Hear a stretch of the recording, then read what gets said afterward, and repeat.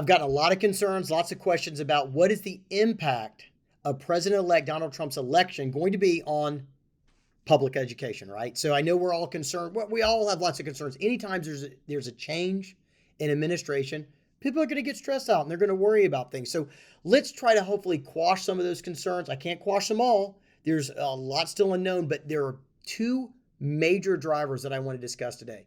One is what's going to happen with the Department of Education and what impact that will have on public education in the states, and also immigration and deportation.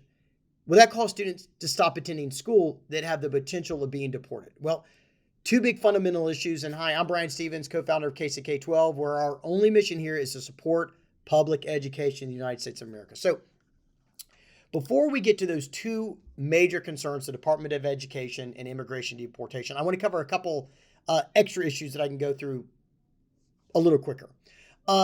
There's a lot of talk on the impact of his appointments, his appointments of his key officials. And got to tell you, when he was elected in 2016, the appointment process wasn't smooth. He got recommendations from a lot of people that weren't necessarily his people. And I think his team is going to do a better job of making sure they put their people into key positions. Now, regardless of which side of the aisle you fall in, I am going to do my best to give an unbiased, just what's going to happen with those appointments with no judgment on either side, all right? It's just the impact is what we really care about today. And so certainly he is talking about those people in really high notable positions, taking people with military experience. Certainly Matt Gaetz from was once under investigation for some pretty bad things. He's going to serve as Attorney General. Who the Attorney General is could certainly have impact on public education. So I think that we don't know who the appointments are as of November 14th in all these key spots, but it is something you should pay attention to. Those appointments are important because they're going to be the ones that drive policy. And if they're completely locked in step with the new president, they're going to drive his agenda. If they're a little off track, they may drive a little bit different agendas. And this is true of any administration, by the way. So if they put the people in that think like them, you can be sure it's going to look like them. If not, you get people kind of do their own thing. We don't really know what's going to happen this time. But last time, Trump, for the first couple of years, appointed people that did not ideologically think exactly like him. And there's lots of examples like that. I think he'll probably do a better chance getting people to think just like him. So just be aware, if you're for or against those policies, it's probably going to look a lot more like him once it gets in there, right? The second one is the expansion of school choice. So school choice isn't going anywhere. And what I mean by school choice is the ability of people to pick. Are they picking a public school, charter school, homeschool? Unfortunately, no school is a terrible thing. I hope that that's not on the school choice. But people will have choices. And I think that it's really clear with with Donald Trump in office and a Republican-controlled Senate and potentially Republican-controlled House, there's going to be more choice across more states. Now, this is tough on public schools, but it could be a real asset to public schools. I'm going to dig more into what schools can do with school choice later. A matter of fact, my latest book, it sounds very fancy, that's coming out really deals with the school choice in greater detail. So I don't think school choice is bad for public schools. I think that they've got to learn how to put their right foot forward, and I think they're going to have to learn how to compete while still teaching the children. So just be aware, school choice is most likely going to expand. There could be some potential effects on higher education too. Some of the claims by President-elect Trump are he is going to, quote, reclaim our once great educational institutions, he's talking about college, from the radical left. And he's going to, quote, fire radical left accreditors. I don't know exactly what that means, but he is going to try to do something to, in his view, make higher education colleges drift more towards the center and obviously more towards the right. That's what he's charging with. Now, how does he do that? Pocketbook. You know, who gets money on the federal level? Can't control the states. And this is going to be an important conversation that we're going to have, is that the federal government does certain things on their own, and it does other things with a lot of state involvement, and then it does some things not at all, and it's left up to the state or county governments. Let's don't forget how our government's structured in this conversation. All right, so let's get to the big first topic, the Department of Education. The Department of Education. Now, he has expressed big direction that he wants to eliminate or dismantle the U.S. Department of Education. Now, this is, I'm going to say it again, the U.S., not the State Department of Education.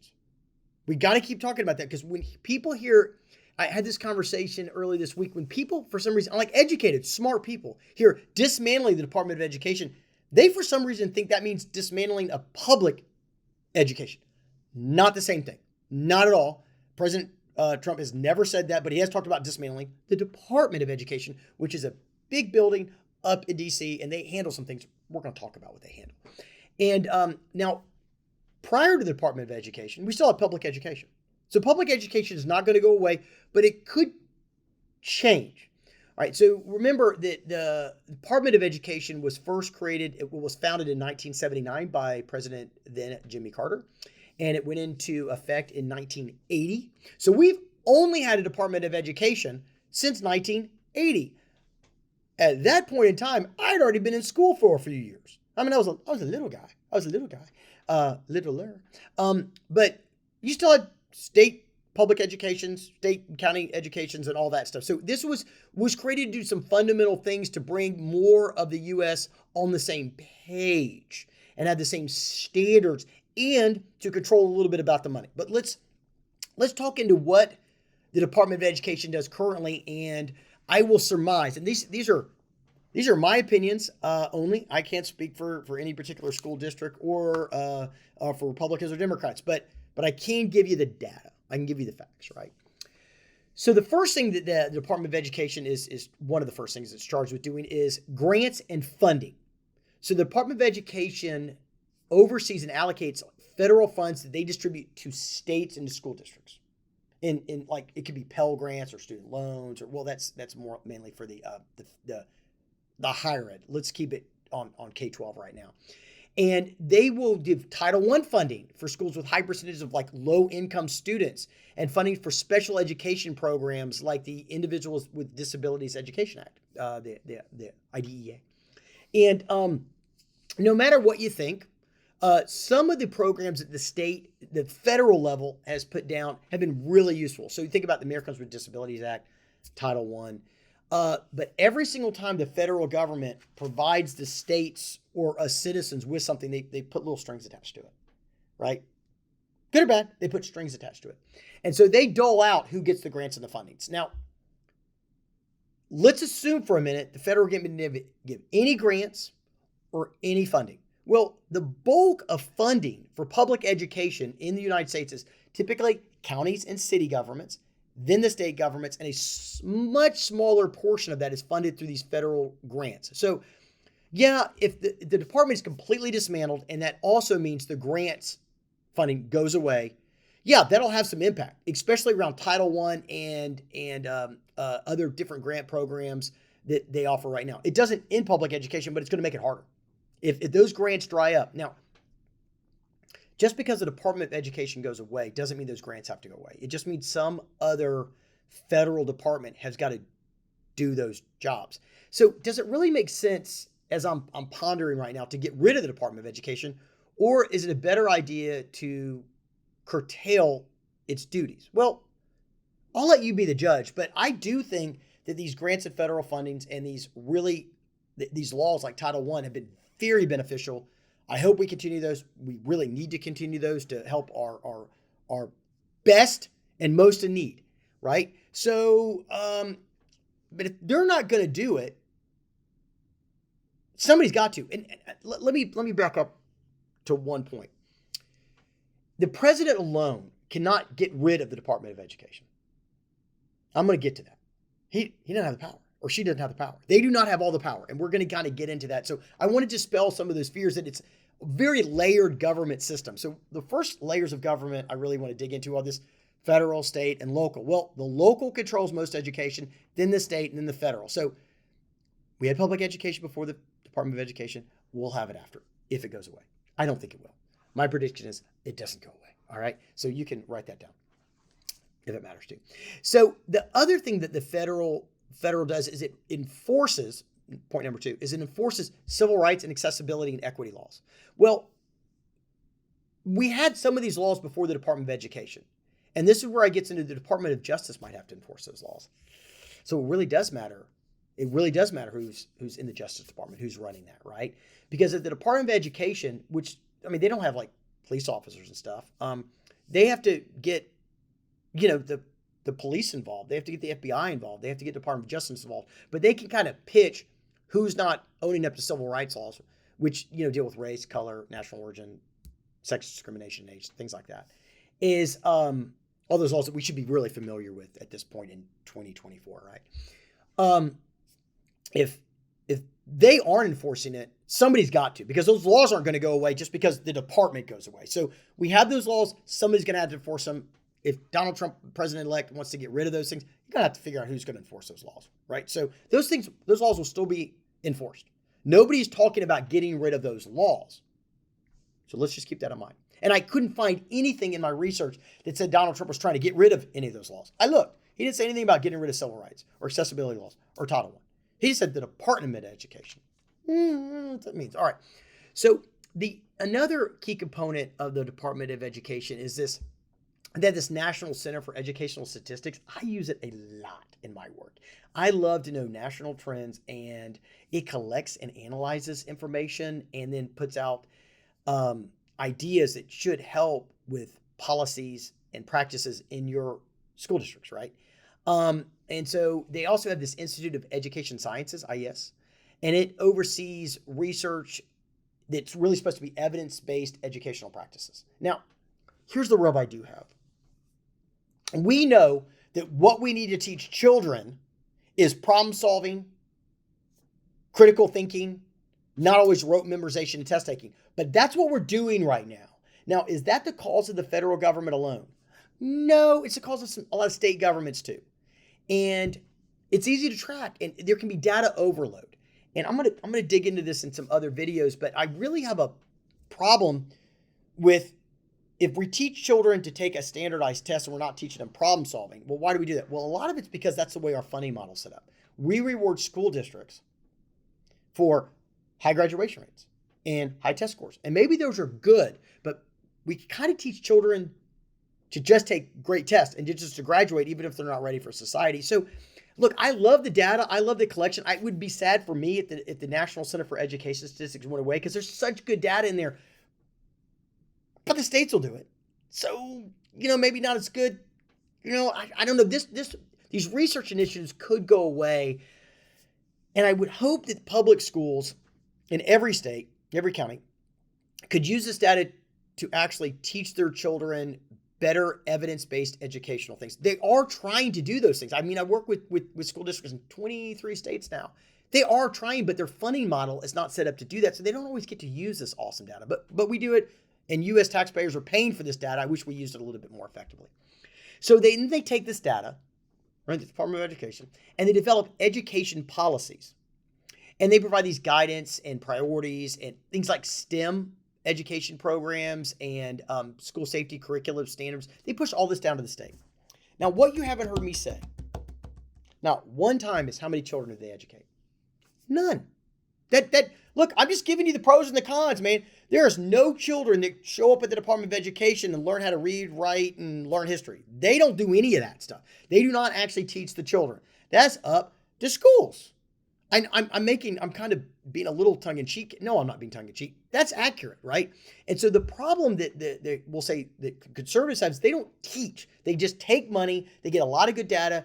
They enforce a lot of laws. They put a lot of rules and a lot of checklists that the school districts have to do. And this burns them with a lot of paperwork instead of training the kids. That is the counter to the no need for the Department of Education. I do worry about a complete liquidation, which the president can't do. There's your little key moment to what's happening in a minute. President alone cannot do it. Can't do it. Okay. So he pushed to do it, but he can't do it alone. All right. So let's kind of calm down and realize that what may happen is some shaving of the Department of Education. And so once again, somebody's going to say, Brian said that the president should shave the Department of Education. Maybe in some areas, maybe not in others. I mean, I always think the government can be shaved a little bit and do more boots in the ground, actually teaching the children instead of paying staffers. And people are going to be mad at me about that. But, there's always a little bit of waste in there, okay? So I'm not giving you my opinion. I'm just giving you both sides. All right.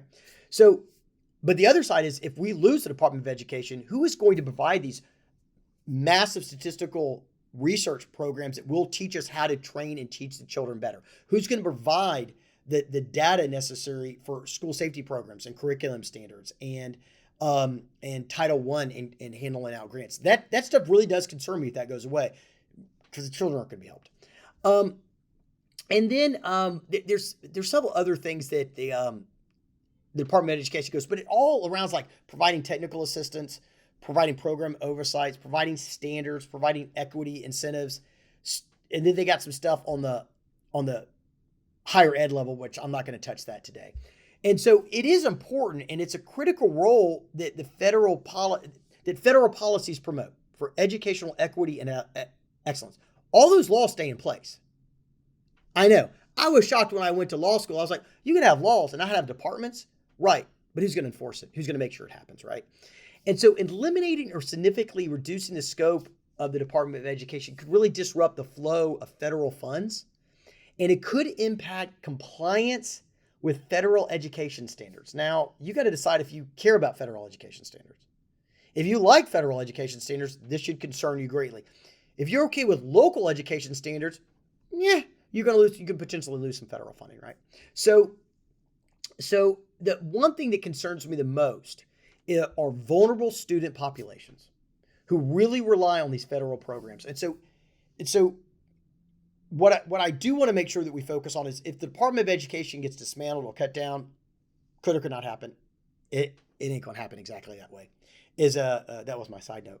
But these federally funded programs should stress us out, and that's what we really should be focused on. The buildings, not so much, but these federally funded programs, and to make sure that money rolls to the children most in need, should be a real critical concern. All right. Now, the real counter to all this is that if you have a federal government dictating what every state should do, states' rights and what they want to do for their children, especially the local communities, it's really minimizing their efforts. So if you're a big fan of reducing federal oversight, I still like those grants and those federal programs. But if you want to reduce federal oversight and you want the states to be more responsible, it really won't have, if the department does go away, that's what's going to happen anyway. The states are going to have to make the call, and the local municipalities and local governments are going to have to have more of a charge. But if you believe you have to have a federal oversight on all these states to make sure they're doing the right thing, then you should really be fighting to keep the Department of Education. If you believe that those programs are necessary, you should at least fight to keep the programs. So, all right. Boy, one of the downsides of the Department of Education, I know that I've heard about for the years, is shifting agendas, right? The department's policies are going to shift with who's in the White House. And that means every 4 years or 8 years, you're going to get this shift depending on who's in charge, and it's going to create a lot of inconsistencies in educational priorities. A lot of inconsistency on funding. You get a lot of money one year to do some awesome stuff, and then it goes away the next year. You've ramped up, you build this program, and then poof, it gone. Well, if the department goes away, that'll fall into the states more. And then the states will have to do these policies, which, by the way, can still shift because governors are reelected on 4 and 8 year terms too. So you're either getting it more locally shifting or more federally shifting. So that's really the difference if you have a Department of Education. So the people I was talking to this weekend, this is up in New York, are like, we don't have public education anymore. Yeah, we will. You just have more responsibilities on the state and less on the federal government. So that's really the major concerns, right? So now let's talk a little bit about how it actually has to devolve. So if the president actually wants to just completely liquidate, now he can reduce it without permission from Congress, but he's got to go to Congress. He got to go to the Senate and House. He got to get permission from them to get rid of this department. Well, even with a Republican-controlled Congress and House, there is nothing right now that says there's a majority of those people that would liquidate the Department of Education. You got to have all these pieces, right? And rarely, because we have, the multiple branches of government, right? The legislative, we have the judicial, and we have the executive, right? Those 3 departments are really, really important, right? So first thing is you got the executive to say they want to do it. They got to get the legislature to agree. And if they don't agree, it's over with, right? And then it actually happens, then you're going to end up with lawsuits, and it's going to go to the Supreme Court. So even if the president gets it and the legislative branch wants to do it, it's going to be wrapped up in lawsuits. I mean, it would be years to dismantle a federal agency, years to actually get rid of it. So I want to say that the pace of government is just not fast. It's slow, and sometimes that's really good because we can really analyze these things instead of making rapid, quick decisions. So the way that our government's structured is to slow these kind of decisions down. It's hard to create them, and it's even harder to disassemble them based in the law. And we got to follow the law. All right, there's just no getting around that. And so people can say, "Oh, we're going to not follow the law." Yeah, sure we are. Right? We have Supreme Courts and all these things, and you've seen it before. Supreme Court justices that just because they're appointed by one side or the other side do not always agree. We can look at Obamacare. Obamacare was approved by a conservative justice, right? So these justices got appointments for life, and they'll have their own opinions once they're in there, all right? So that system's worked for a couple hundred years now. I think it's going to work again. I think what we should be concerned about is this massive reduction in the scope and size of the Department of Education. So instead of thousands of employees, a massive reduction. And if they do greatly reduce, we really got to be worried about those Title I funding, the data, and these grants for schools and for public schools. I think that those have been really helpful, and I think that that's where our focus should be, just around the policies and the laws that we want to keep. So I hope this helps. I'm going to get into the mass deportations, potential immigration in the second part of all this. I hope this helps. I know it was kind of a relatively deep dive, and I guess I would say caution. Think, don't overreact, and then let's just start working. Let's start working what we need for public educators. Thanks.